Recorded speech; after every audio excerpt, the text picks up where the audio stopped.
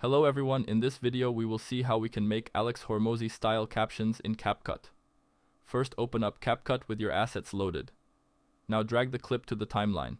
Scale it to fit the ratio of your liking. Now go to the text option and click on it. Now go to auto captions and generate your captions.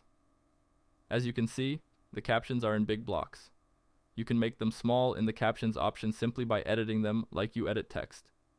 Once you are done, go to the text option to style your captions. Select the bold font, scale and position it according to your liking. Now, enable the stroke option, go to the shadows section and enable it, and play with the settings until you find something of your liking, or just copy the shown settings.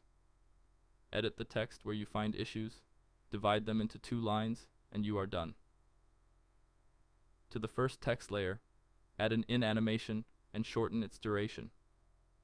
You can add color and breaks as shown to emphasize words. And that's it. If you found the video useful, consider subscribing.